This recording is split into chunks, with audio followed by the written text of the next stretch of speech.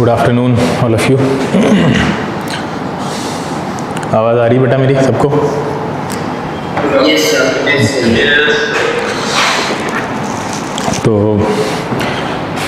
50 question तक हम लोग कंप्लीट कर चुके थे, आज 51 क्वेश्चन है। चलिए जल्दी से स्टार्ट कर लेते हैं।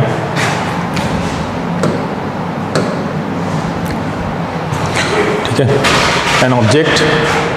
An object undergoes an acceleration of 10 metre per second square starting from rest, find the distance travelled in 5 second. देखिए ये ऑप्शंस रहे आपके 100 मीटर, 125, 150 एंड 200 मीटर। ये क्वेश्चन बहुत आसान था, हो गया होगा सबका। कितना है बताइए जल्दी। ऑप्शन बी देख लेते हैं, सही है नहीं है? हाँ बिल्कुल सही जवाब है ऑप्शन बी। और बताने की ज़रूरत है क्या? हम आगे चलें जल्दी से, बोलिए। बताने की ज़रूरत है? नहीं है, बिल्कुल बहुत तेज बोलिएगा, ठीक है, बहुत कुछ कवर करना है। Next question. A bullet moving with a velocity of 20 metre per second hits a sand bag and come to the rest after penetrating 5 centimetre into the bag, then the retardation offered by the sand bag will be 400, 4000, 40। ये भी हो गया होगा, आसान है। कितना? नहीं हुआ? हाँ ऑप्शन, हाँ बिल्कुल सही जवाब है। आगे चलें, छोड़ दें, हो जाएगा, बताने की ज़रूरत तो नहीं। ठीक है। किसी बच्चे को बीच में लगे कि कोई सवाल बताने की ज़रूरत है, वो बीच में रोक के पूछ सकता है। तीसरी बार बोल रहे हैं, तीसरी क्लास में ये बात, ठीक है। बाद में मत बोलिएगा सर आगे जल्दी जल्दी जा रहे थे इसलिए मुझे समझ में नहीं आया। ये है क्लियर? हाँ चलिए आगे चलते हैं। ये वाला क्वेश्चन देखिए, इसमें ऑप्शन है 125, 100, 98, नन ऑफ दीज। बताइए। हो गया सबका? बताने की जरूरत है? चलिए ठीक है, जल्दी देखते हैं ध्यान से। कह रहा है एक बॉडी है जो आपकी टॉप ऑफ द टावर से नीचे गिर रही है, ठीक है, यहाँ से, और डिस्टेंस कवर करती है 45 मीटर इन लास्ट सेकंड। देखिए वो लास्ट सेकंड फिर आ गया, लास्ट सेकंड मान लेते हैं ये वाली डिस्टेंस है, आखिरी सेकंड में वो 45 मीटर कवर कर रही है। और क्या पूछ रहा है? पूरे टावर की हाइट पूछ रहा है। अच्छा यहाँ पे तो u = 0 होगा और नीचे आ रही है विद g। इतना सबको क्लियर है ना? बोलिए। सपोज करते हैं इसकी हाइट h है, ठीक है, और एक चीज और सपोज कर लेते हैं कि ये यहां से यहां तक की जो हाइट है वो उसको s मान लेते हैं। अब आप खुद बताइए कि h - h वुड बी 45। इतना में किसी को दिक्कत नहीं? अरे हाँ कोई दिक्कत नहीं। इसका मतलब अगर हम h निकालें, s निकालें, सब्ट्रैक्ट कर दें, 45 के इक्वल रख दें, आंसर आ जाएगा हमारा। h क्या होता है? u 0 है तो h क्या होता है? अरे हाफ GT²। अच्छा s क्या होगा? u 0 है, अगेन h क्या हो जाएगा? देखिए एक बात सुने सब लोग, आखिरी सेकंड में अगर ये डिस्टेंस कवर की है 45, तो टोटल डिस्टेंस को अगर हम t टाइम मान रहे हैं तो इतनी जो होगी वो t-1 वाली होगी ना? आखिरी सेकंड वाली निकाल दो, t में से टोटल टाइम t लगा था, मान लो टोटल 50 सेकंड लगे थे, तो आखिरी सेकंड निकाल दो तो इतनी 49 वाली हुई ना, तो वही 49 को हमने t-1 से लिखा है ना। तो यहाँ पे क्या आएगा? s = ½ g t-1 का होल स्क्वायर होगा ना? बोलिए ये। हाँ बस अब कुछ नहीं बचा सवाल में, अब इक्वल कर दीजिए आप, तो ये हो जाएगा आपका ½ GT²। क्या चीज? हाँ t-1 ऐसे आया बेटा कि पूरा यहां से यहां तक नीचा h डिस्टेंस नीचे गिरने में t टाइम लगा, मान लेते हैं। t माना ना हमने, यहाँ पे देखिए, ये देखिए ये t है, t टाइम मान लिया हमने नीचे से, तभी तो यहाँ पे h = ½ GT² लगा है। ut 0 हो गया है, u 0 है इसलिए ut 0 हो गया। तो t टाइम अगर टोटल लगा है और ये कह रहे हैं आखिरी सेकंड जो था, आखिरी सेकंड के बाद वेलोसिटी 0 हो गई होगी, तो आखिरी जो सेकंड था उसमें 45 चले हैं, तो अगर उतनी डिस्टेंस को निकाल दें तो बाकी जो डिस्टेंस बची वो t-1 टाइम में चले होंगे ना? हाँ तो ये आया, यहाँ से आया, तो ये आपका क्या आ जाएगा?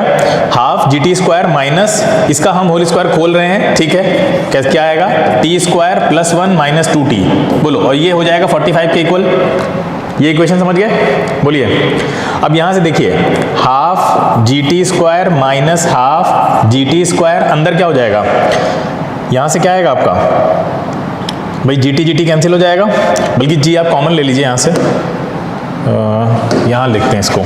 अगर आप g यहाँ से कॉमन ले लें, GT यहाँ तो कैंसिल भी हो रहा है, अंदर क्या बचेगा? देखिए यहाँ से जाके जब अंदर जाएंगे हम, बल्कि यहाँ से और आसान तरीके से इसको कर सकते थे हम। देखिए क्या तरीका है आसान करने का कैलकुलेशन को। ये हम क्या करते हैं यहाँ पे, देखिए हम क्या कॉमन ले सकते हैं यहाँ पे, बताइए। हाफ जी कॉमन ले लेंगे, बोलो हाफ जी कॉमन ले लेते हैं। तो हाफ जी अगर हमने कॉमन ले लिया तो आप खुद बताइए, अंदर आपके पास होगा T square minus T square t minus 1 का होल स्क्वायर। इसको भी नहीं खोल रहे हैं, ध्यान से देखिए, जल्दी करने का तरीका बता रहे हैं। वैसे तो क्वेश्चन तो हो ही जाएगा हर तरह से, लेकिन जल्दी कैसे कर सकते हैं। हमने ये लिखा आपके सामने, half g t square minus half g t minus 1 का होल स्क्वायर, टी माइनस 1 का whole square is equal to 45। इतना सबको क्लियर है? ये वाली है, ये वाली इक्वेशन। अब यहाँ से हम कहाँ गए, बाहर गए, और यहाँ पे हमने क्या किया, हाफ जी कॉमन ले लिया, तो ये आ गया आपके पास टी माइनस 1 का होल स्क्वायर। बोलो इतना समझ में आया सबको, ये वाली क्वेश्चन? हाँ। अब देखिए अंदर आप a plus b a minus b लगा दीजिए। a plus b a minus b पढ़ा है ना सबने। ये हाफ जी है, हाफ जी अगर g की वैल्यू आप क्या रखते हैं, 10 रखते हैं, तो 5 बचेगा।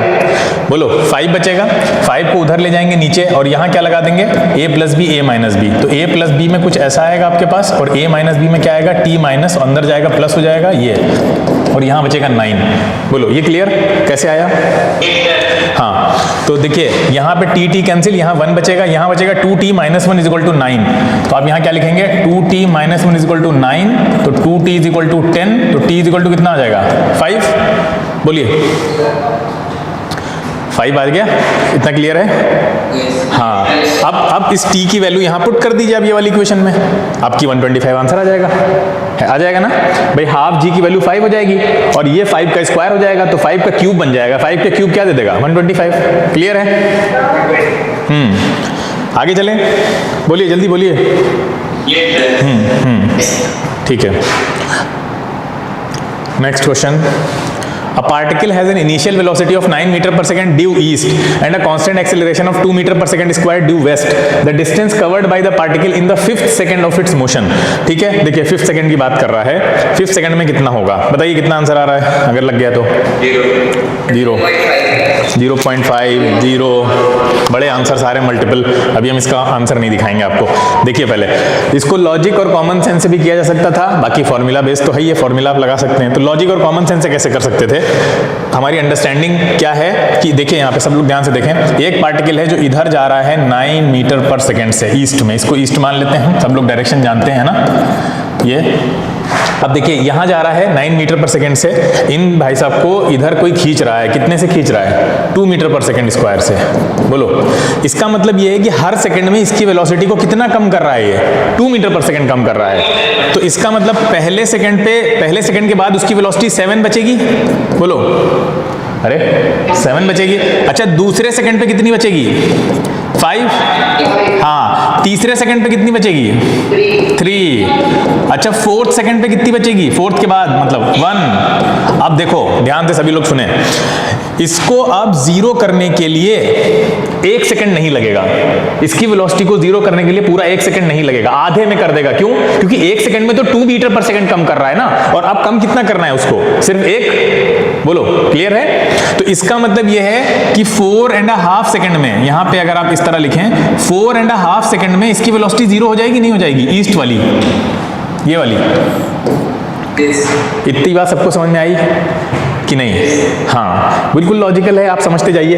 यानी 4.5 सेकंड में इसकी वेलोसिटी ईस्ट डायरेक्शन में जीरो हो चुकी होगी। अब ये ईस्ट डायरेक्शन में ट्रेवल नहीं करेगा। अच्छा क्या ट्रेवल ही नहीं करेगा? ऐसा नहीं है, क्योंकि एक्सेलरेशन तो लगेगा ना फिर भी उसके ऊपर, बोलिए जिसको डी एक्सेलरेशन बोलिए आप, ठीक है, तो वो लगेगा, लेकिन अब वो उसको किधर चलाएगा बताइए? अब वो उसको हाँ इधर चलाएगा ना, इधर खींचेगा अब वो। अब आपसे पूछ क्या रहा है, देखो आधे सेकंड के बाद 4.5 सेकंड जब होंगे 4.5 सेकंड में उसकी वेलोसिटी हो जाएगी 0। आपसे कह रहा है 5th सेकंड में कितनी डिस्टेंस कवर करेगा। अब ध्यान से सुनिए, 4 सेकंड के बाद आया 4.5 और उसके बाद आया 5, तो ये पूरा 5th सेकंड कहलाएगा ना, ये पूरा 5th सेकंड कहलाएगा ना, 4 से लेकर 5 के बीच में जो भी कुछ हुआ है वो सब 5th सेकंड में कहलाएगा, 5th सेकंड की जर्नी कहलाएगी। तो आपको ये निकालना है कि 4 to 4.5 में कितना चला होगा, फिर 4.5 to 5th के बीच में कितना चला होगा, दोनों को ऐड कर दीजिए आप।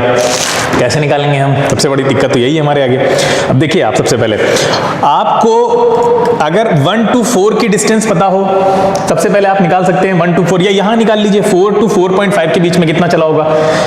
1 से 4 कितना चला, देखिए यहां से 1 से 4 कितना चला, ये आसानी से निकाल लेंगे आप। उसके बाद 4 से 4.5 कितना चला, और उसके बाद 4.5 से 5th में कितना चला, ठीक है, क्योंकि 5th सेकंड 4.5 से 5th सेकंड में उल्टी डिस्टेंस में चलेगा वो, ठीक है, सेम डायरेक्शन में आ जाएगा। तो अब आपसे डिस्प्लेसमेंट तो पूछा नहीं है उसने, क्या पूछा है, डिस्टेंस पूछी है। और कुछ बच्चों ने यहाँ पे डिस्प्लेसमेंट समझ के ये जीरो वाला गड़बड़ किया है शायद, है ना, क्यों जीरो आंसर क्यों लगाया है, शायद इसीलिए लगाया हो। खैर आगे चलते हैं, बताइए कैसे निकालेंगे। सबसे पहले 1 to 4 के बीच की डिस्टेंस क्या हमको पता है, नहीं पता है। 1 to 4.5 के बीच की डिस्टेंस ये भी नहीं पता है हमको, और इसके बाद तो वेलोसिटी यहाँ पे जीरो हो ही गई है इसकी, ठीक है। कैसे निकाल सकते हैं हम, क्या क्या निकाल सकते हैं हम, क्या 1 to 4 की डिस्टेंस निकाल सकते हैं, कोई बताएगा।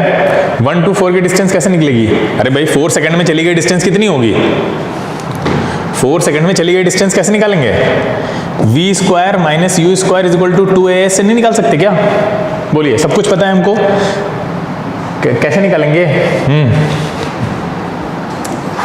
क्या 1 to 4 की डिस्टेंस हम निकाल सकते हैं, तब सन्नाटा, कौन सा फॉर्मूला लगाएंगे बताइए। हाँ, ut plus half eighty square से क्या निकालेंगे हम, ut plus half eighty square से क्या निकालेंगे।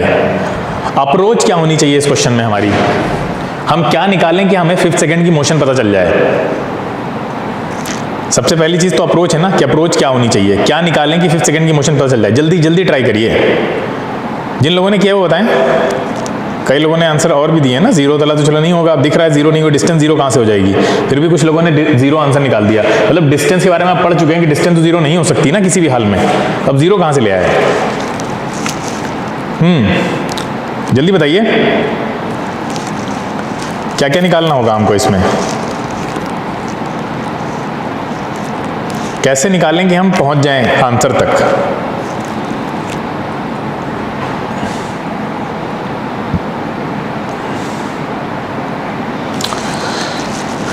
अच्छा, ये तो हमको पता है ना किस सेकंड में वेलोसिटी जीरो हुई है, बताइए कितने टाइम के बाद वेलोसिटी जीरो हुई है, अगर हम आपसे ऐसे पूछें।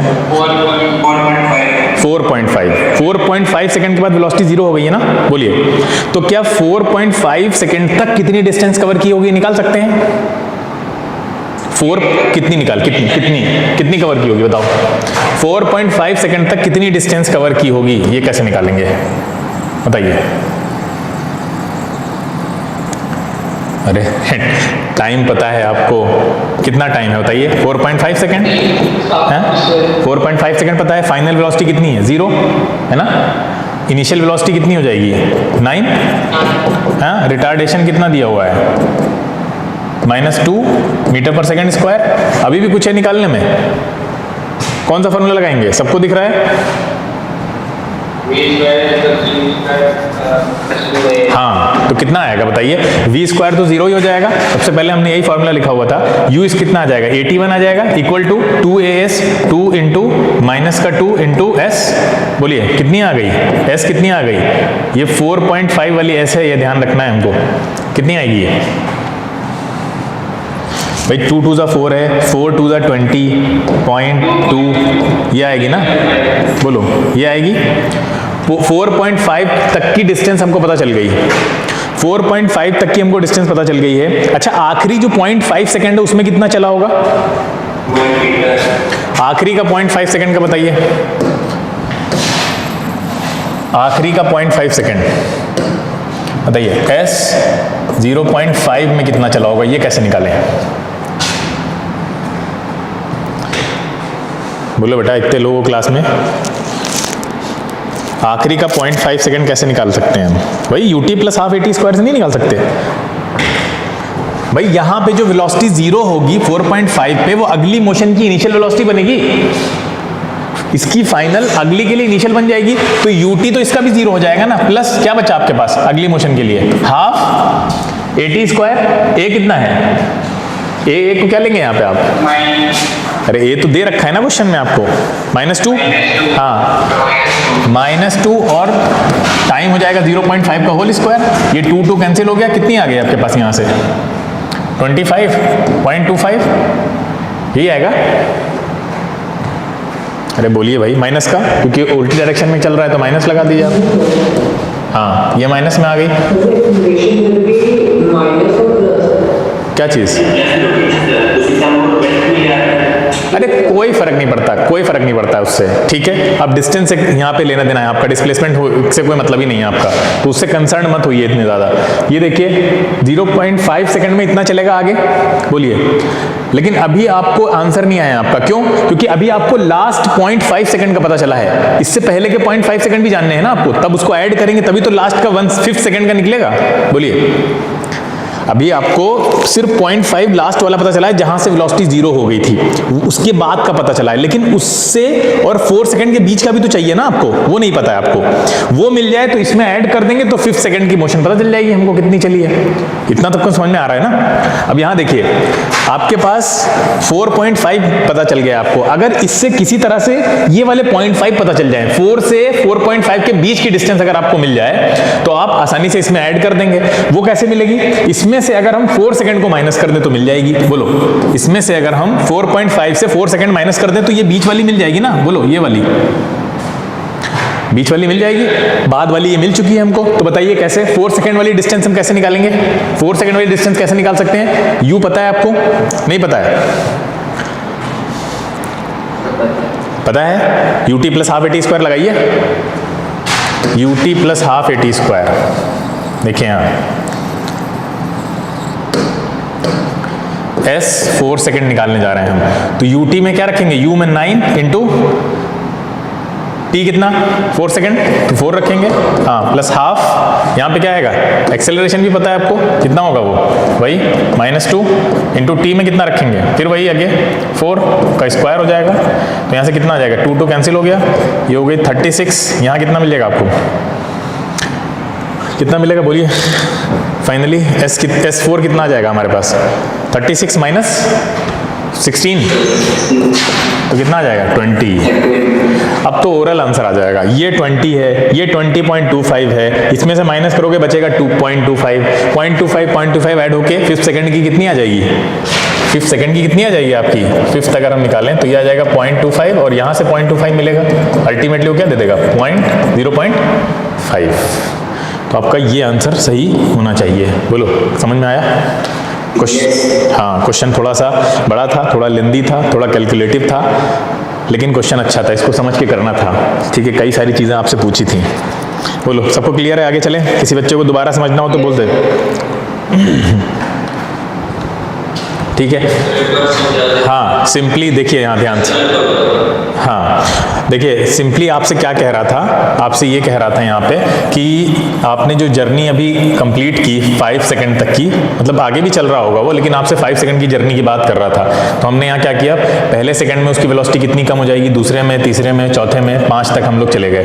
तो पहले में उसकी वेलोसिटी कितनी हो गई थी, 7 हो गई थी, फिर दूसरे में 5, यहाँ 3 और यहाँ कितनी हो जाएगी 1, ठीक है। अब यहाँ 1 हो गई है और ये अभी भी उसको 2 मीटर पर सेकंड से कम करने पर लगा हुआ है, तो इसको फिर सिर्फ कितना टाइम लगेगा, 1 सेकंड बाद तो 2 मीटर पर सेकंड कम कर देता वो, लेकिन यहाँ पे तो ऑलरेडी 1 है उसके पास, तो उसको सिर्फ कितना टाइम लगेगा, बीच में 4.5 सेकंड में ही वो क्या कर देगा, इसकी वेलोसिटी को 0 कर देगा, ठीक है।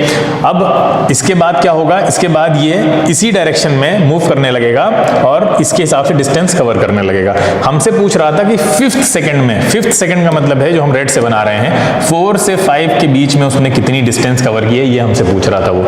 तो हमने क्या किया, हमने सबसे पहले क्या क्या निकाला कि 4.5 सेकंड सेकंड तक की डिस्टेंस निकाली, क्योंकि हमें यहाँ फाइनल वेलोसिटी पता है 0 हो चुकी थी, इनिशियल हमें पहले ही दे रखी थी, तो हमने उससे फॉर्मूला लगा के वो निकाल लिया, v² - u² 2s से हमें यहाँ तक की डिस्टेंस पता चल गई, यहाँ तक की डिस्टेंस पता चल गई। उसके बाद इसके यहाँ से जब वो 0 हुई थी वेलोसिटी, वहाँ से 5 सेकंड के बीच की डिस्टेंस भी पता चल गई, क्यों? क्योंकि ये इसकी इनिशियल वेलोसिटी बन गई, और इसके बाद क्या होगा, जो आगे का हमें पता था ut + ½ at² हमने लगा दिया, u तो 0 हो जाएगा, ठीक है। इसमें फाइनल वेलोसिटी की जरूरत नहीं होती है इस वाले फॉर्मूले में, आपको सिर्फ एक्सेलरेशन चाहिए होता है। तो आपने क्या किया, a और t आपको पता था 4.5 से 5 के बीच में कितना है, आधा सेकंड, तो आधा सेकंड यहाँ पे रखा, तो हमको यहाँ के बीच की जर्नी भी पता चल गई, ये वाली, ये देखिए, ये भी पता चल गई, ठीक है। ये वाली तो आपने नीचे निकाली ही थी, ये वाली देखिए, ये देखिए, अब ये पता चल गई, ये पता चल गई, आपको ये वाली चाहिए, तो इसके लिए आपको इतना टुकड़ा और चाहिए अभी, ये वाला टुकड़ा।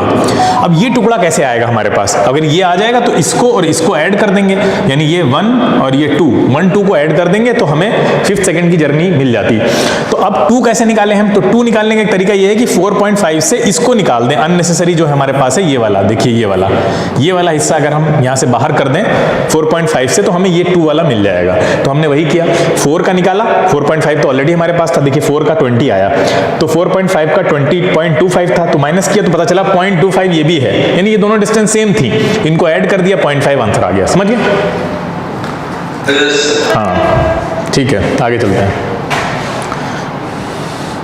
नेक्स्ट क्वेश्चन है, a car increases its speed uniformly for 10 metre per second to 60 metre per second. बहुत आसान क्वेश्चन है, मतलब ओरली लगा देंगे v - u/t से, एक्सेलरेशन का जो बेसिक फार्मूला होता है, कितना आंसर आया था?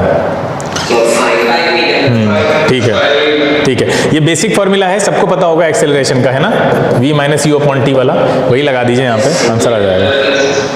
नेक्स्ट है, a body starts from rest and travel 1.5 metre in 8 second, the acceleration of the body is, बताइए 8 सेकंड। ये क्वेश्चन थोड़ा 0.0 ये वाला, और किसी बच्चे का आया? देखो ध्यान से सुनो, इस तरह के जो 8 सेकंड वाले क्वेश्चन पिछले भी आए थे, जो हमने आपको एक फार्मूला बताया था, याद है? कौन सा फार्मूला था, किसी को याद हो तो बताएं।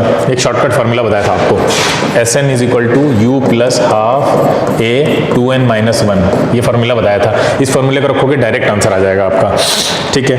ये फार्मूला आया कहाँ से? देखिए इसको ऐसे समझिए आप, अगर आपको 8 सेकंड में निकालनी है, तो मान लीजिए कोई बॉडी ऐसे ट्रेवल कर रही है, ठीक है, ये उसका 0 से लेकर 8 के बीच का पूरा जर्नी है, ठीक है, आपसे 8 सेकंड की पूछ रहा है, सिर्फ 8 की, तो उसने 0 से 1 भी किया होगा, 2 3 4 7 इस तरह से करके 8 तक पहुंचा होगा वो। तो आपको खाली 8 का निकालना है, तो आपको क्या करना पड़ेगा, 8 - 7 करना पड़ेगा या नहीं, बोलो, ये समझ में आया? हाँ, अगर आपको सिर्फ 8वें सेकंड का निकालना है, तो आपको उसमें से टोटल 7 सेकंड माइनस करने पड़ेंगे पहले के, क्लियर है? बोलिए। हाँ, तो इसका मतलब किसी का भी इस तरह का अगर आपको 8 सेकंड, मान लो 5th सेकंड का निकालना है, तो 5th सेकंड का निकालने के लिए आपको क्या करना पड़ेगा, 5th - 3rd वो 4th, बोलो बेटा, 5th - 4th करना पड़ेगा। इसका मतलब ये किसी भी सेकंड का अगर आपको निकालना है, तो उसमें से उससे पहले वाले सेकंड को माइनस कर दीजिए, मिल जाएगा। इतना समझ में आ रहा है? तो हाँ, अब इस फॉर्मूले में हमारे पास 7 सेकंड के बारे में कोई नॉलेज नहीं है कि उसने पिछले 7 सेकंड में कितनी डिस्टेंस कवर की होगी, तो हम माइनस कर दें, नहीं पता है, तो हम एक जनरल फॉर्मूला ड्राइव करेंगे ऐसे हर एक क्वेश्चन को सॉल्व करने के लिए, और उसका पैटर्न हमें दिख रहा है कि अगर हम सपोज करो 8 सेकंड का निकालते तो 7 माइनस करते हैं, 5th का निकालना है तो उसमें से उससे पहले वाला माइनस करो, ठीक है, 3rd का निकालना है तो 2nd माइनस करो। इसका मतलब अगर n का निकालना है तो उसमें से n - 1 माइनस करेंगे, बोलो। Yes, sir. कोई गलत नहीं है? Yes, sir. बिल्कुल सही है। तो बस इसी से हम एक फॉर्मूला बनाते हैं अभी, और बहुत जल्दी बन जाएगा। तो अगर हम इन दोनों का माइनस करें, क्या Sn - Sn - 1, तो क्या आएगा बताइए? Sn क्या होगा? Un प्लस क्या होता है? Un और क्या लेंगे, मतलब बोलिए जल्दी भैया, फॉर्मूला रखिए। Sn का फॉर्मूला क्या आएगा हमारे पास यहाँ से? Sn का फॉर्मूला क्या आएगा? Sn का मतलब यही ut + ½ at² से लगाइए, ऊपर वाले को मत देखिए, वो तो लाना है हमें। अरे क्या रखेंगे?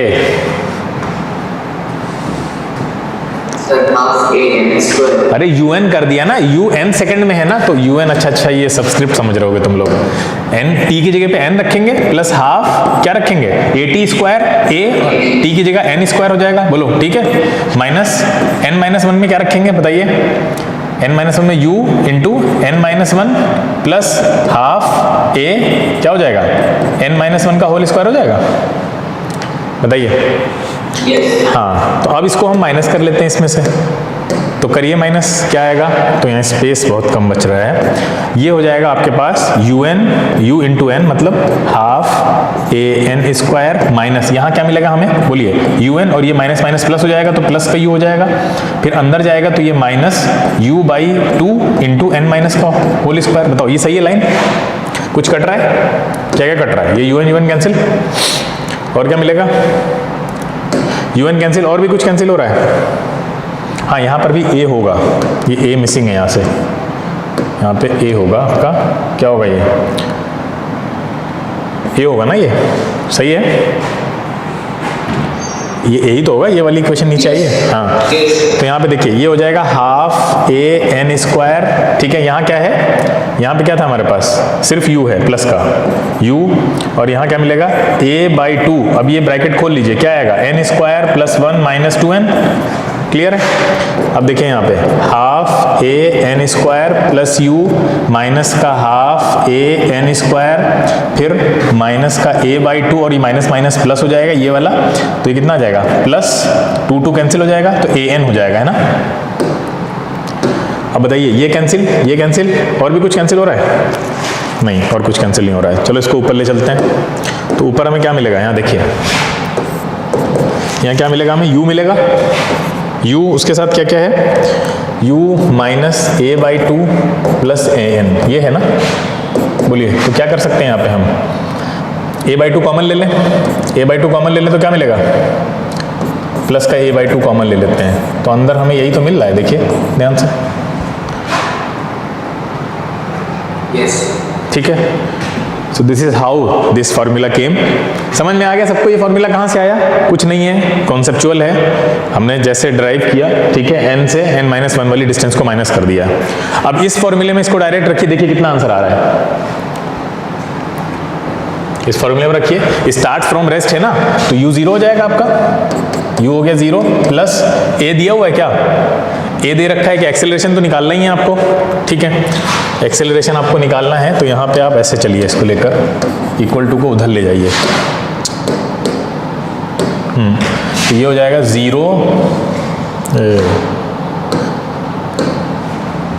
0 आपका प्लस ये कितना हो जाएगा, a निकालना है आपको, तो a बाई 2, और n की जगह कितना रखेंगे 8, तो कितना हो जाएगा 2 इंटू 8 माइनस 1, और डिस्टेंस कितनी दे रखी है आपको 1.5, सॉल्व करिए, देखिए 0.2 आ रहा है, सॉल्व करिए, ये आ जाएगा 2 8 16 माइनस 1 15, ठीक है, तो 15 ऐसे ही दिख रहा है, कैंसिल हो जाएगा, तो वहाँ क्या बचेगा आपके पास 0.1 से 2 की मल्टीप्लाई कराओगे क्या बचेगा 0.2, सिंपल है, क्लियर है, समझ में आ गया सबको।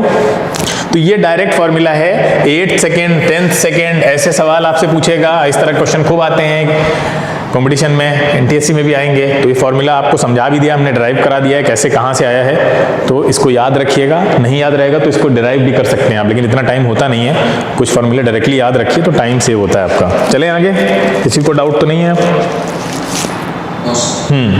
चलिए next. A body is moving along a straight line at 20 metre per second, undergoes an acceleration of -4 metre per second square. 2 second के बाद, बहुत आसान क्वेश्चन है, बताइए, सब बहुत आसान है ना, लगा लेंगे आप, कितना आंसर आ रहा है,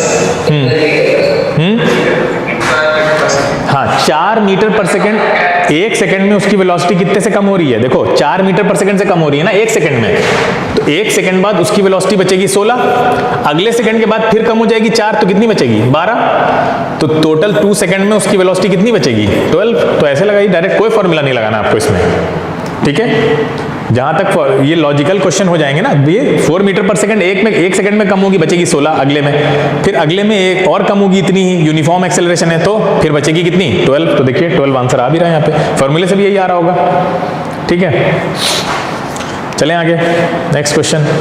a body is thrown vertically upwards and rises to a height of 10 metre, the velocity with which the body was thrown upward is. इतना आसान क्वेश्चन है, ठीक है। देखो, को पता है कहाँ तक पहुँचती है, कोई एक बॉडी है जिसको ऊपर फेंका गया है, कितनी हाइट, 10 मीटर से, height of 10 metre, the velocity with which the body was thrown upward. Velocity का जनरल फॉर्मूला क्या होता है जिससे ऊपर फेंकी गई होगी? अरे बताइए, 4 ऑप्शन है आपके पास। भाई 10 मीटर तक जा पाती है, हाँ 10 मीटर, इसका मतलब उसकी मैक्सिमम हाइट यही है ना, बोलो मैक्सिमम हाइट यही है ना, एच मैक्स। हाँ, एच मैक्स का फॉर्मूला क्या होता है? एच मैक्स का फॉर्मूला क्या होगा? एच मैक्स का फॉर्मूला क्या होगा? अरे तो उससे निकालोगे तभी तो पता चलेगा। क्या u स्क्वायर अपॉन 2g होगा?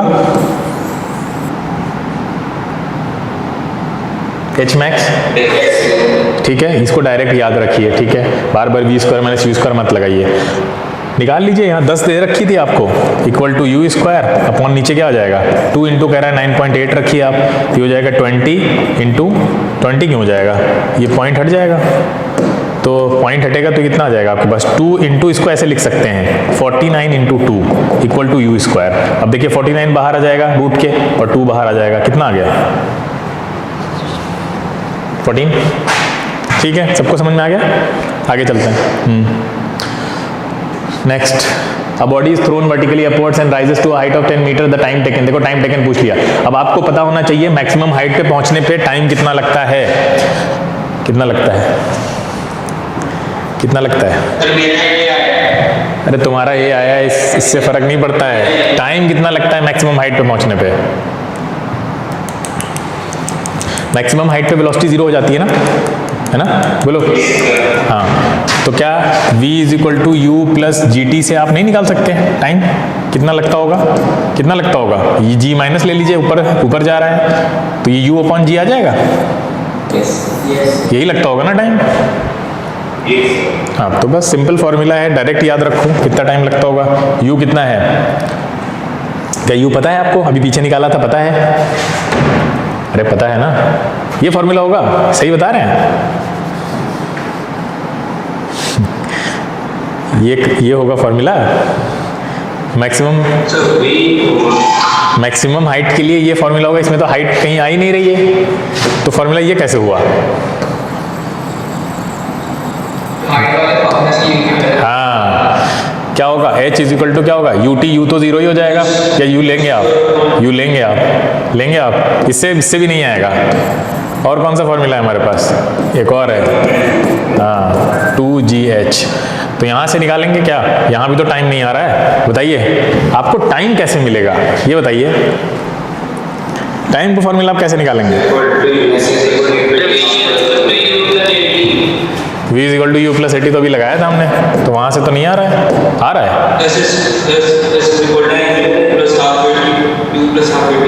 एक और बचा है फॉर्मूला, वो भी हम लिख लेते हैं, कंफ्यूजन दूर करिए, सब बहुत कंफ्यूज हैं आप लोग। ये लीजिए, ये भी लिख दिया। यहाँ से कैसे निकालें?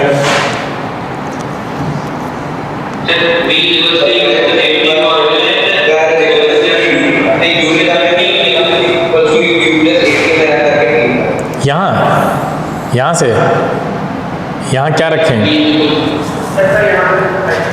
वहां से तो अभी निकाला था, तो कहाँ आ रहा है, वहां तो u रखिए आप, देखिए 1.41 कहाँ आएगा। अरे सही है, इसी से, अरे देखो एक minute, u minus G T हुआ ये, तो t कितना आ जाएगा, u अपॉन जी आएगा, यही फॉर्मूला है, इसी से आना है। क्या बचेगा बताइए, u कितना था, 14 था, और ये 10 है, ये हटाइए 1.4 आ रहा है, 1.4 ही तो आंसर आ रहा है। क्यों, किसमें नहीं दिया है सर? अभी इस क्वेश्चन, अरे इसमें नहीं दिया है क्योंकि हम लोग पहले निकाल चुके हैं ना, फॉर्मूला तो वही है ये। तो u पहले आप u से u निकाल लीजिए उस वाले फॉर्मूले से जो पीछे भी लगाया है, नहीं निकाल सकते भाई u उस पर, अभी हम पीछे देख चुके थे इसलिए मैंने नहीं लिखा दोबारा। तो u तो अंडरस्टूड है कैसे निकालना है, t में दिक्कत थी तो t का नया फॉर्मूला बताया यहाँ पे, आंसर वही आएगा आपका। क्लियर है? Yes. Next, the distance travelled by a freely falling body is proportional to mass of the body square of the, अरे तो आसान क्वेश्चन है, क्या होगा? ये हम बता चुके हैं ना आपको भाई, फ्रीली फॉलिंग बॉडी में आपका एक्सेलरेशन कांस्टेंट होता है 9.8 मीटर पर सेकंड स्क्वायर, ठीक है? तो एक्सेलरेशन कांस्टेंट है, u 0 होगा, है ना? u 0 है, तो आप पढ़ चुके हैं, उसमें कौन सा फॉर्मूला लगाते हैं? हाँ, तो यहाँ पे ये आता है एक तो बन के ये वाला रिलेशन, पता है? Yes. Next question, a body is thrown upwards, ठीक है, reaches a maximum height h and comes back to the thrower, distance travelled by the body. अरे बहुत आसान क्वेश्चन है। हाँ, h हाइट ऊपर गया तो h नीचे आया होगा, जोड़ दो दोनों को, 2h हो गया। नेक्स्ट क्वेश्चन देखिए क्या कह रहा है, ये भी बहुत आसान क्वेश्चन है, ठीक है? देखो, एक ट्रेन है जो 90 किलोमीटर पर आवर की स्पीड से, कितना आ रहा था बेटा? 90 को आप पहले उसमें चेंज कर लीजिए मीटर पर सेकंड में। अब आप देख रहे हैं हर सेकंड उसका 0.5 कम हो रहा है, हर सेकंड कितना कम हो रहा है? 0.5 कम हो रहा है। Find how far the train will go before it is brought to rest. तो आसान है, कौन सा फॉर्मूला लगा देंगे आप? हाँ, ठीक है, बताने की जरूरत तो नहीं है, हो जाएगा, बोलो। हाँ, ठीक है। Next, a body is projected vertically upwards with a velocity 98 metre per second. कितना आसान क्वेश्चन है, कितनी देर के लिए हवा में रहेगी? हवा में कितनी देर रहेगी? देखिए, हवा का टाइम क्या है? नीचे से ऊपर गई, ये सब हवा में ही है, बोलो, ये सब एयर में है ना, और फिर ऊपर से नीचे जब तक नहीं आ जाती, ये भी एयर में है। हाँ, तो ये थोड़ा लॉजिकल सवाल है, बाकी आसान है, कर लेंगे, आगे चलें। 20 सेकेंड, सब बच्चों को समझ में आ गया? बताने की जरूरत नहीं है ना? हाँ, ठीक है। Next, 64, if a body is thrown at an angle theta to horizontal, which of the following remains constant? हाँ, अब आपको हमें प्रोजेक्टाइल मोशन की तरफ ले चलना पड़ेगा। देखिए, प्रोजेक्टाइल मोशन क्या है? जब बॉडी दो मोशन एक साथ कर रही होती है, सभी लोग ध्यान से सुने, क्या है? जब बॉडी दो मोशन, एक मिनट रुकिए, हाँ बताइए। अच्छा, ये तो उनको बैठने को बोलिए। नहीं, अभी नहीं, अभी तो क्लास चल रही है, नहीं, वेट कर लें, उनसे बोलिए वेट करें। नहीं, इसके बाद मिल लूँगा, इसके बाद मेरी क्लास नहीं है। ठीक, ओके। हाँ, तो जब बॉडी क्या कर रही, देखो जैसे यहाँ पे ये एक एग्जांपल दिया गया है कि मान लीजिए आप अपनी इस कार पे बैठे हुए हैं, और इस कार पे बैठे बैठे मान लीजिए ऊपर का खुला हुआ है, क्या हो गया भाई, क्या हो रहा है? हाँ, मान लीजिए आप एक कार पे बैठे हुए हैं, और कार पे बैठे बैठे आप, कार अभी चल नहीं रही है, कार रुकी हुई है, तो आप एक बॉल उछालते हैं, बॉल आप ऊपर उछालते हैं, तो क्या होगा? थोड़ी देर के बाद बॉल कहाँ गिरेगी? सबको पता है, आपके हाथ में गिरेगी आके, क्लियर है? लेकिन अगर यही कार मूव करने लगे, कार चलने लगे, उसके बाद आप बॉल उठा लिए, तो बॉल उछालिए आप, एक पर्टिकुलर स्पीड से आप आगे जा रहे हैं,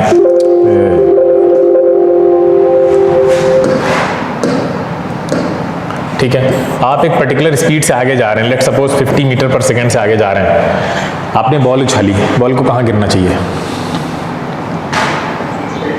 हैं? पीछे, बॉल गिरेगी कहाँ? हाँ, चल, अरे यार, ये मतलब 50 मीटर पर सेकंड से रेस्ट में होगा कोई? हैं? हाथ में गिरना चाहिए। क्यों? बॉल उछाल दी ऊपर, हैं? बॉल गाड़ी छोड़ चुकी है, मतलब पीछे नहीं फेंकी है, उछाली ऐसे ऊपर है, तो कहाँ गिरना चाहिए? हाँ, बॉल आपके हाथ में गिरेगी या आपके हाथ के में नहीं आएगी, वो कहीं और गिरेगी? कभी किया है? कभी किया है किसी ने? बताओ। हैं? नहीं, झूठ मत बोलो, नहीं किया है, पीछे ही फेंक दिया होगा तुमने, पीछे ही फेंक दिया होगा। आप तुम करके फिर से देखना, बॉल तुम्हारे हाथ में ही आएगी, ठीक है, तुम्हारे हाथ में ही आएगी। अब सुनो, ऐसा क्यों हो रहा है? जबकि आपकी जो वो है, जो कार है वो हॉरिजॉन्टल वेलोसिटी के साथ आगे चल रही है एक पर्टिकुलर, उसके बाद भी आपकी जो बॉल है जिसको वर्टिकली आपने ऊपर फेंका था वो आपके हाथ में आ गई। इसका मतलब ये है कि बॉल जब तक एयर में रही वो उसी हॉरिजॉन्टल वेलोसिटी के साथ आगे बढ़ रही थी जिस वेलोसिटी के साथ आप आगे बढ़ रहे थे। यही मतलब हुआ ना उसका। आपने जो बॉल ऊपर फेंकी और वो बॉल ऊपर गई और ऊपर जाने के बाद आप थोड़ी दूर गए और यहां पर भी आपके हाथ में वो बॉल आ रही है। इसका मतलब ये है कि बॉल ने हॉरिजॉन्टल मोशन भी उसी स्पीड से की जिस स्पीड से आप कर रहे थे। अरे बोलो यार, ये तो सिंपल है, यही मतलब है ना इसका। हाँ, अदरवाइज आपके हाथ में कहां से आ जाती है? क्लियर है? इसका मतलब ये है कि बॉल ऊपर गई, एक वर्टिकल मोशन भी करके आई और साथ में हॉरिजॉन्टल मोशन भी कर रही थी, लेकिन दोनों मोशन एक दूसरे से बिल्कुल इंडिपेंडेंट थी। कैसे वो समझते हैं। ये देखो एक प्लेन है, ये प्लेन ऊपर से बम गिरा रहा है टारगेट पे, ठीक है, टारगेट मान लो यहाँ पे है। अब इसने इसको यहाँ से गिराया तो ये धीरे धीरे नीचे आ रहा है और यहाँ इसको ये डिस्टेंस कवर करनी है। अब देखो ये दो मोशन कर रहा है, दो तरह की, एक तो ये वर्टिकल नीचे भी आ रहा है जिसको गिराया गया है और वो हॉरिजॉन्टल वेलोसिटी से भी आगे बढ़ रहा है। अच्छा, ये हमें कैसे पता चला? ऐसे कि प्लेन जितनी डिस्टेंस आगे बढ़ रहा है, मान लो प्लेन यहाँ पे था, पहले ए पे था, फिर प्लेन बी पे पहुंचा, तो जब प्लेन बी पे पहुंचेगा तब भी ये प्लेन के नीचे होगा, जब प्लेन सी पे पहुंचेगा तब भी ये प्लेन के नीचे होगा, जब प्लेन डी पे पहुंचेगा तब भी ये प्लेन के नीचे होगा। ये कैसे पॉसिबल है? ये तभी पॉसिबल है जब जिस चीज को नीचे ड्रॉप किया गया है वो चीज भी ऑब्जेक्ट उसके साथ में, यानी कैरियर के साथ में, यानी जिसमें पहले वो था प्लेन के साथ उसी वेलोसिटी से आगे बढ़ रहा हो हॉरिजॉन्टली। अदरवाइज कैसे पॉसिबल है ना? वो उसके नीचे कैसे हो सकता है? क्योंकि प्लेन तो उसको ड्रॉप करके आगे निकल चुका है, जबकि हम क्या देखते हैं कि वो हर पॉइंट पे उसके नीचे होता है जब तक कि वो ग्राउंड पे ना गिर जाए आकर। तो ये तभी पॉसिबल है जब वो भी उसी वेलोसिटी से हॉरिजॉन्टली आगे बढ़ रहा हो। कहने का मतलब ये है कि जब कोई ऑब्जेक्ट टू डायमेंशनल मोशन कर रहा होता है, ठीक है, टू डायमेंशनल मोशन का मतलब क्या है कि वो वर्टिकल मोशन भी कर रहा है, या नीचे भी गिर रहा है, या नीचे से ऊपर भी जा रहा है और साथ में हॉरिजॉन्टली भी आगे बढ़ रहा है, दोनों चीजें साथ में कर रहा है, तो वो दोनों मोशन एक दूसरे से बिल्कुल इंडिपेंडेंट होती हैं। दोनों का एक दूसरे पे कोई असर नहीं पड़ता है, यानी हॉरिजॉन्टल मोशन का वर्टिकल मोशन पे कोई असर नहीं पड़ता है और वर्टिकल मोशन का हॉरिजॉन्टल मोशन पे कोई असर नहीं पड़ता है। इसका मतलब क्या है? इसका मतलब सिंपली यही है कि अगर आप दोनों मोशन को अलग अलग ऑब्जर्व करें और अलग अलग फॉर्मूला लगा के अलग अलग निकाल के और वेक्टोरियली ऐड कर दें तो आपको आंसर मिल जाएगा, क्योंकि दोनों एक दूसरे पे कोई इफेक्ट डाल नहीं रही हैं, both are independent of each other.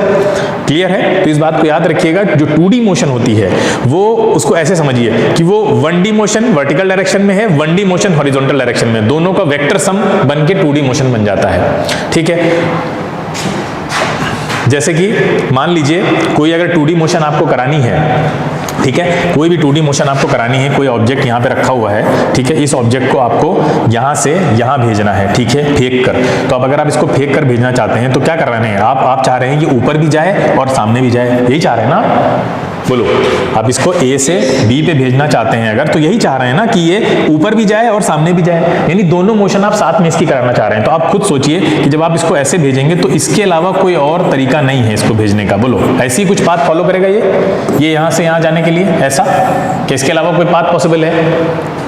नहीं पॉसिबल है, जिसमें वो ऊपर भी जाए और सामने भी जाए। ठीक है, तो ये कैसा पाथ होता है? इसको क्या बोलते हैं? इसको बोलते हैं पैराबोलिक पाथ। क्या बोलते हैं? ऐसे जो पाथ बनता है इसको बोलते हैं पैराबोलिक पाथ। इसीलिए जो 2D मोशन इस तरह की है जिसको प्रोजेक्टाइल मोशन भी बोलते हैं, तो वो पैराबोलिक पाथ फॉलो करती हुई आगे जाती है। ठीक है, कुछ ऐसे देखिए, एक ऑब्जेक्ट को आपने ऊपर उछाला, यहाँ पे सब लोग ध्यान से देखें, ये देखिए एक ऑब्जेक्ट था, ठीक है, इसको आपको दूसरे पॉइंट पे भेजना था, मान लो ये ए पॉइंट था और यहाँ से बी पॉइंट पे गिराना है आपको।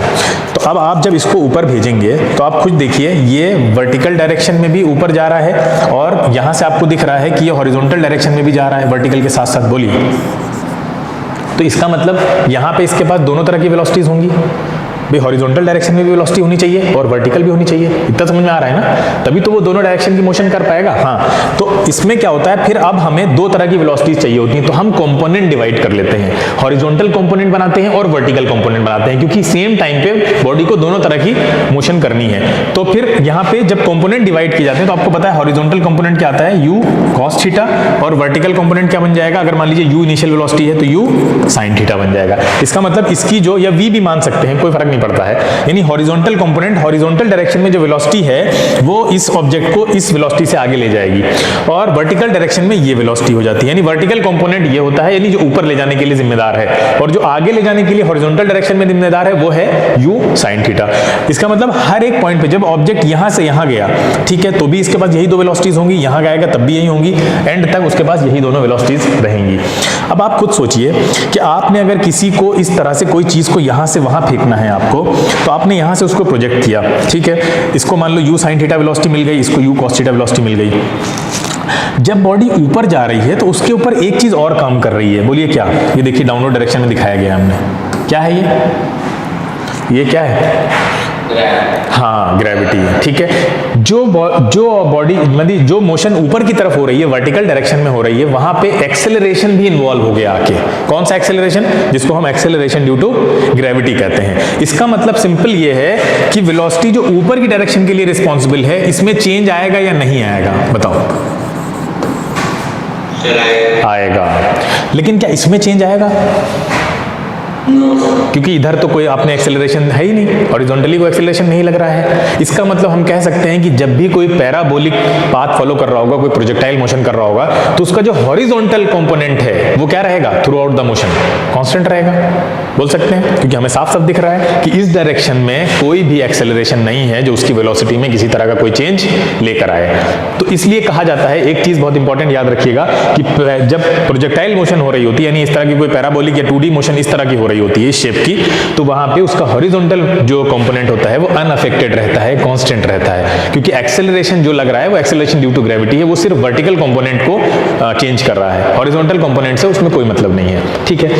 देखिए कुछ इस तरह से यहाँ देखिए, ये देखिए हर जगह एक्सेलरेशन ड्यू टू ग्रेविटी लग रहा होगा, उसकी वर्टिकल मोशन को अफेक्ट डाल रहा होगा। आपको पता है जब जी यहाँ कम कर रहा होगा तो यहाँ पे जो वेलोसिटी होगी वो यहाँ पे और कम हो जाएगी, बोलिए यहाँ पे और कम हो जाएगी। मान लीजिए यहाँ 5 है, यहाँ 4 है, यहाँ 3 है, यहाँ 2 है, ठीक है, इस तरह से करते हुए यहाँ 0 हो जाएगी एक पॉइंट पे या नहीं? बोलिए भाई, यहाँ से वेलोसिटी कम होते होते, हाँ, जहाँ 0 होती है उसको हम क्या बोलते हैं? मैक्सिमम हाइट बोलते हैं। बोलो, जितनी हाइट वो ऊपर जा सकता था और यहाँ पे आके उसकी वेलोसिटी क्या हो जाती है? 0 हो जाती है। उसके बाद अब क्या होगा? उसको नीचे आना पड़ेगा। तो अब जब नीचे आएगा तो वेलोसिटी फिर इंक्रीज होगी। बोलो, यहाँ 2 हो गई, 3 हो गई, 4 हो गई, फिर से फाइनली नीचे आते आते बोलो बढ़ेगी ना वेलोसिटी, क्योंकि एक्सेलरेशन नीचे आने पर इंक्रीज करेगा। तो ये बिल्कुल वैसी मोशन हो रही है जैसे हम लोग पढ़ते आए हैं अब तक, ठीक है। तो इसको अगर अलग अलग एनालाइज करो कि 1D मोशन को अलग एनालाइज करो, ठीक है, खाली बस कंपोनेंट को याद रखना है कि वहां u sin थीटा इन्वॉल्व हो जाएगा u की जगह पे, और जब हॉरिजॉन्टल मोशन को हम कंसीडर कर रहे हैं तो वहां पे u की जगह u cos थीटा हो जाएगा। बाकी कुछ भी नहीं बदल रहा है, दोनों मोशन को 1D की तरह से आप लीजिए और आंसर आ जाएगा। हाँ बोलो, बोलिए। हाँ, हम पैराबोला प्रोजेक्टाइल मोशन को पैराबोला वाले पाथ से देख रहे हैं। अब देखिए यहाँ पे ध्यान से,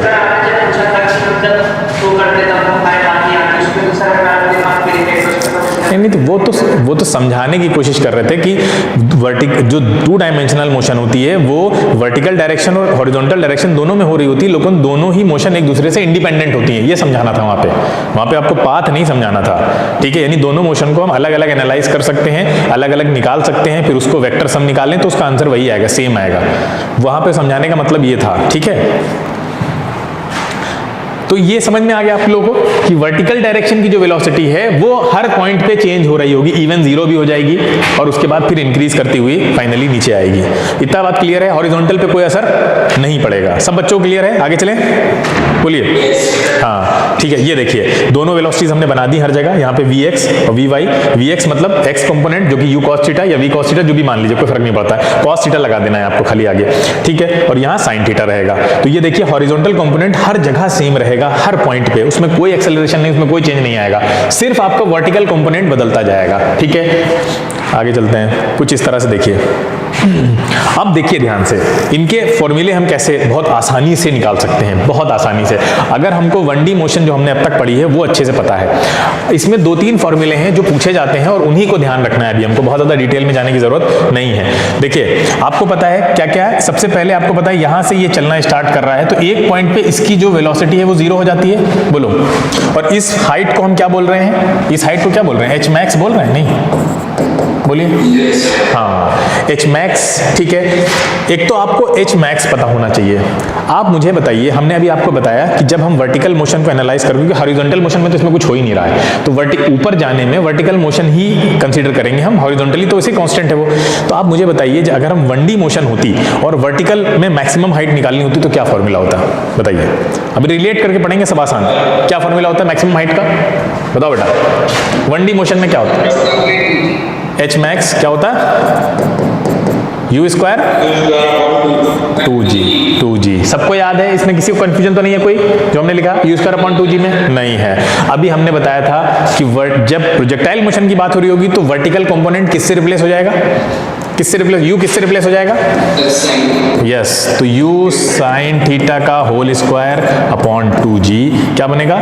you square sine square theta upon 2g। ये आ गया आपका प्रोजेक्टाइल मोशन की मैक्सिमम हाइट। देखिए कुछ भी नहीं है, आपने क्या किया, सिंपली u को u साइन थीटा से रिप्लेस कर दिया, क्योंकि प्रोजेक्टाइल मोशन में भी वर्टिकल कंपोनेंट ही इसमें काम करेगा ना, हॉरिजॉन्टल का कोई रोल ही नहीं है। बात समझ में आ रही है? बोलिए, क्लियर है? Maximum height of a projectile, बात समझ में आ गई? ऐसे निकाल लेंगे हम, you square sine square theta upon 2g। किसी बच्चे को कोई डाउट इसमें नहीं होना चाहिए। थीटा एंगल दिया होगा आपको, यही थीटा एंगल है ना जो दिखा रहा है, ये वाला थीटा एंगल आपको दिया होगा, जो यहाँ पे बना हुआ है थीटा, ये आपको दिया होगा एग्जाम क्वेश्चन में।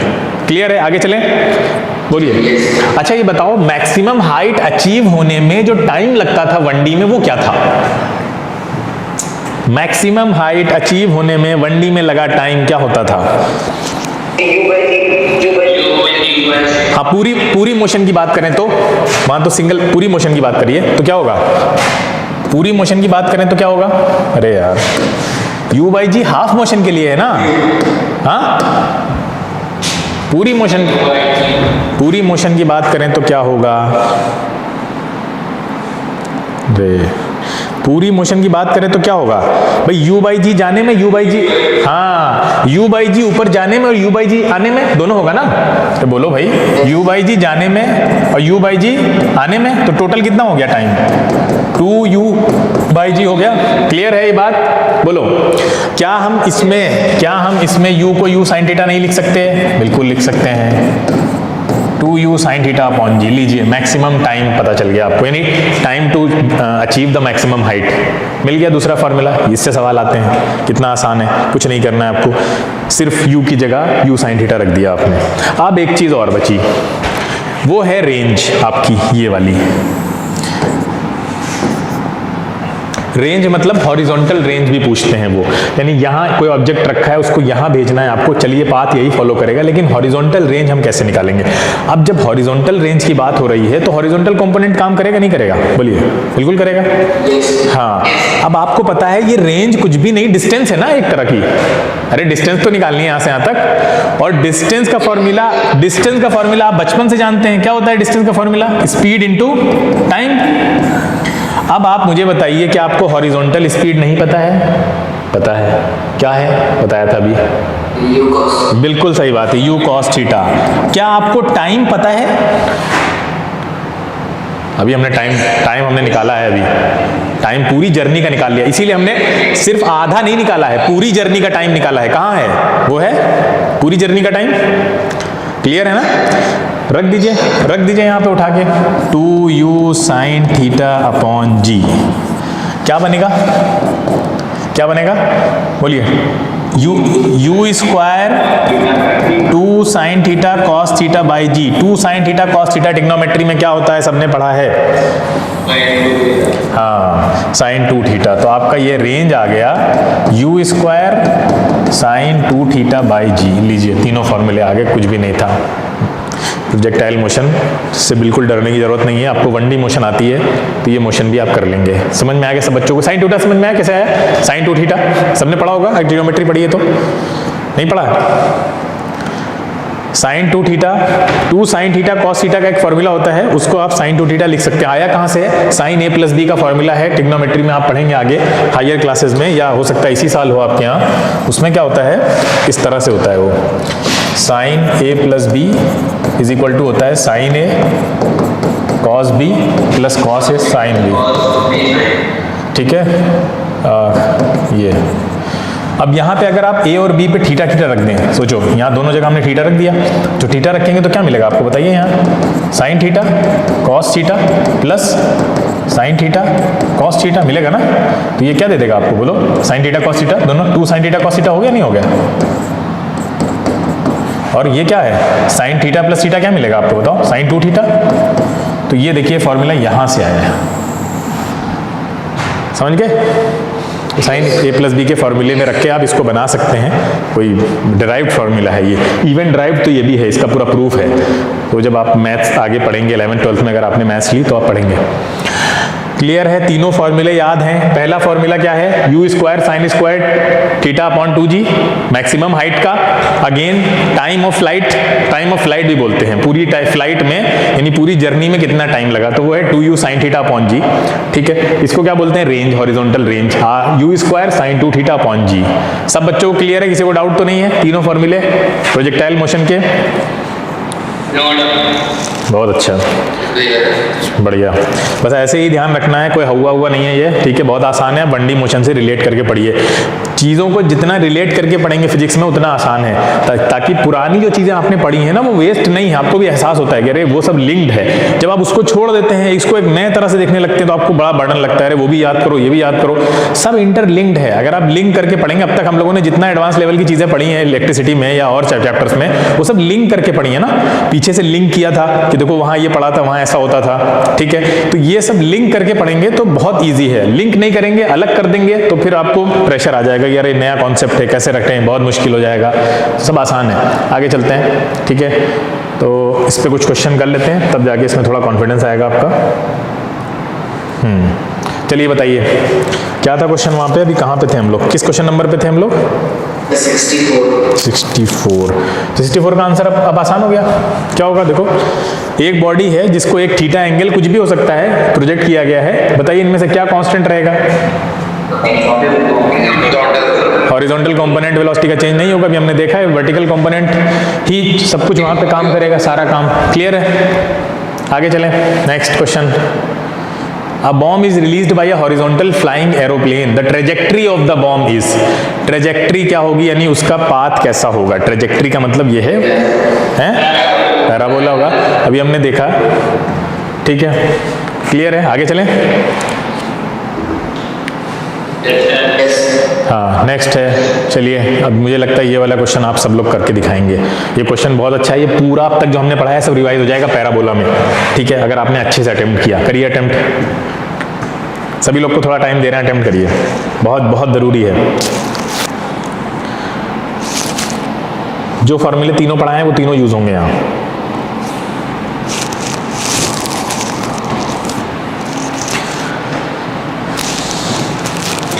तीनों फॉर्मूले दिमाग में लाइए, जो फॉर्मूला याद ना आ रहा हो तो बताओ, हम लिख देंगे यहाँ। ऑप्शन ए, एक बच्चा बोल रहा है ऑप्शन ए, बाकी बच्चे भी निकालें। ये क्वेश्चन अच्छा क्वेश्चन है, मतलब ये उतना ज़्यादा इजी क्वेश्चन भी नहीं है जितना समझेंगे, लेकिन हाँ हो जाएगा, आप लोग कर लेंगे।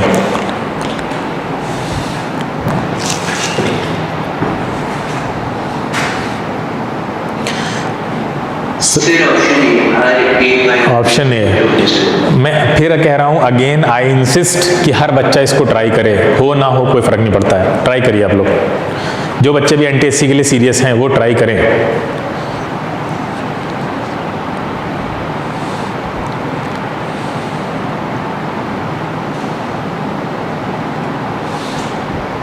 इसमें आप, हाँ बेटा सर आर क्या है, पहले ऑप्शन में आर ए, रेंज बेटा, रेंज, दो चीजें हैं ना ऊपर, दो चीजें फेंकी गई हैं ना, दो लोग कर रहे हैं मोशन, तो दोनों की रेंज अलग अलग होगी नहीं। Yes sir. हाँ,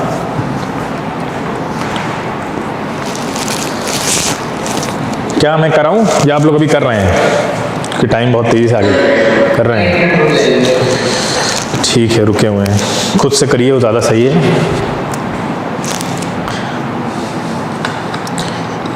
थोड़ा लॉजिक कॉमन सेंस भी बाकी बच्चे लगाएं जिनका आंसर आ गया है।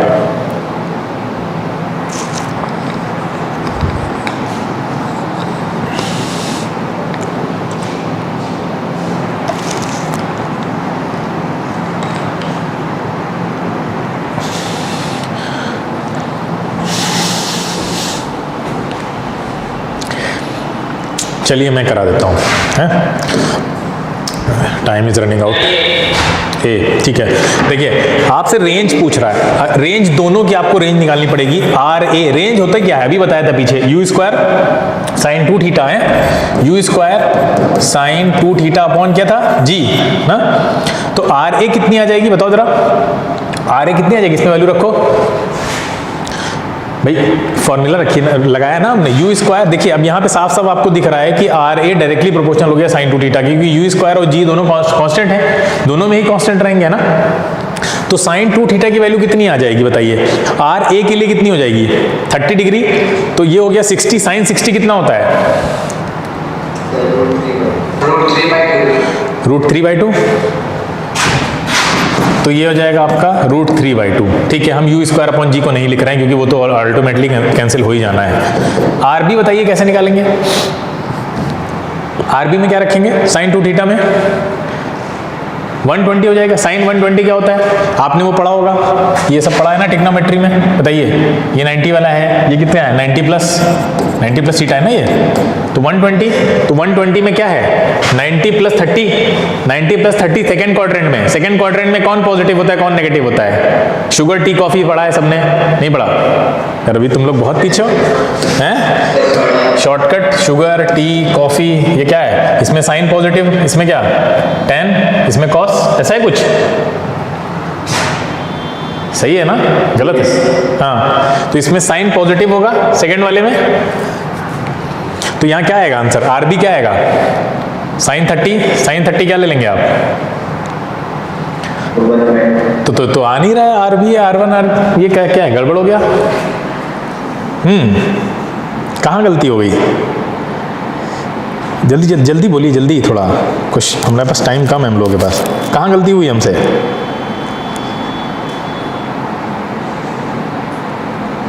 बोलो बेटा।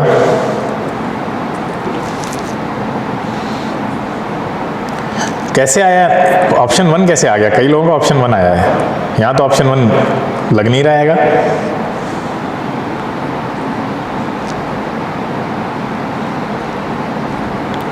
ऑप्शन 1 कैसे आया, कोई नहीं बोलेगा।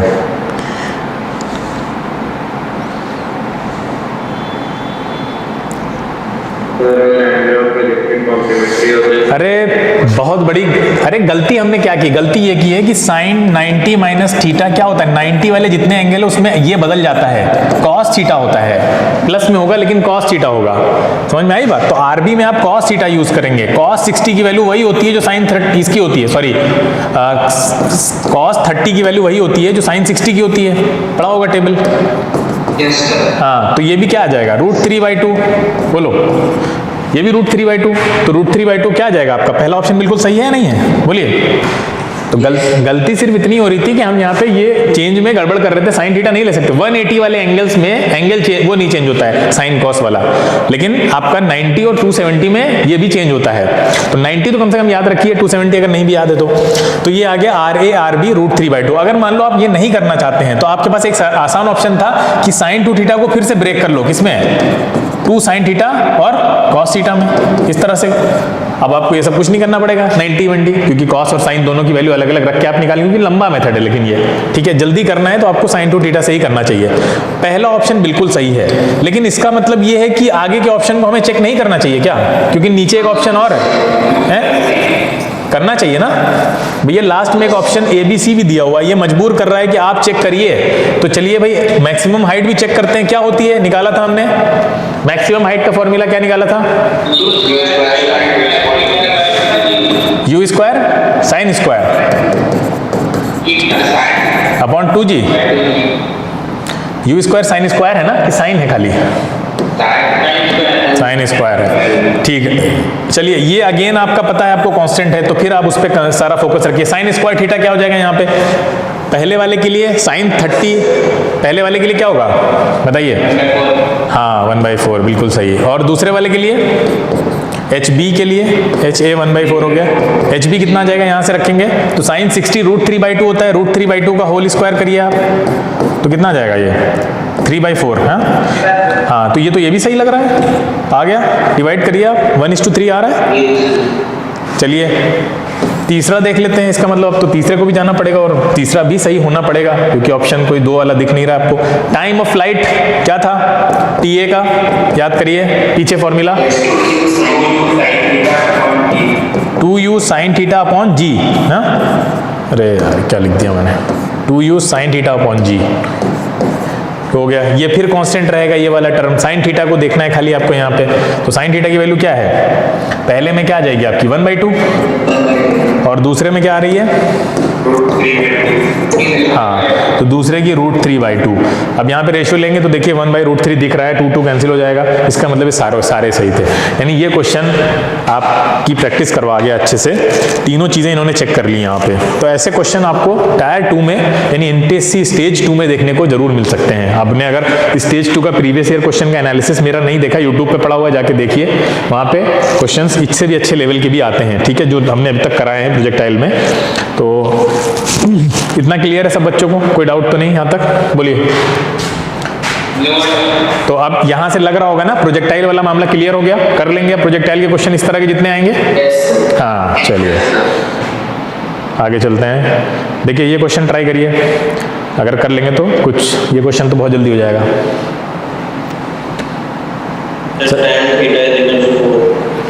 ये तो पहले से किसने सॉल्व किया उसकी बात नहीं कर रहा हूं, जो बच्चे अभी पढ़ रहे थे, अभी जिन्होंने समझा है प्रोजेक्टाइल को, वो सॉल्व करें इसको पहले। किस एंगल पे आप इसको प्रोजेक्ट करें कि मैक्सिमम हाइट जो है वो हॉरिजॉन्टल रेंज के बराबर हो जाए। मैक्सिमम हाइट को हॉरिजॉन्टल रेंज के बराबर कर दीजिए आप, Hmax = R। दोनों का फॉर्मूला क्या होता है, Hmax का फॉर्मूला क्या होता है बताइए, Hmax का फॉर्मूला /2g। रेंज का फॉर्मूला बताइए, U² sin /g या 2g। अब ये गड़बड़ ना करना, 2g और g सब ठीक है, 4g हो जाएगा। हाँ ये क्या हो गया यहाँ पे, ये देखिए ये भी कैंसिल हो गया, ये भी कैंसिल हो गया। आपके पास क्या बचेगा यहाँ से, sin² theta upon 2 = sin 2 theta को आप तोड़ लीजिए, क्या लिख सकते हैं, 2 sin थीटा cos थीटा, बोलो लिख सकते हैं, बिल्कुल लिख सकते हैं। तो 2 sin थीटा cos थीटा से अगर हम तोड़ेंगे तो sin थीटा ये यहाँ से उड़ जाएगा ना एक स्क्वायर से, बोलो, और ये 2 क्रॉस मल्टीप्लाई कर दो, इधर ले जाओ तो ये आ जाएगा, ये cos थीटा नीचे आ जाएगा इधर, तो ये बचेगा आपके पास 4 है ना। तो sin theta by cos theta क्या होता है, tan theta which is equal to 4। ठीक है, इसी को एक तरह से और लिख सकते हैं, आपसे कंफ्यूज करने के लिए पूछ भी सकता है, theta is equal to tan inverse 4। ठीक है, इस तरह से भी लिखना आना चाहिए इसको इस तरह से ऑप्शन में दे सकता है, आपसे क्वेश्चन पूछ सकता है। क्लियर है सब बच्चों को, समझ में आ गया कहाँ से आया ये? ठीक है, तो मैथ लग रही है प्रोजेक्टाइल मोशन के क्वेश्चन में, फिजिक्स तो ज़्यादा नहीं लग रही है। ठीक है, ये बताइए, ये देखो मुझे लग रहा है वही क्वेश्चन अलग तरह से पूछ लिया है।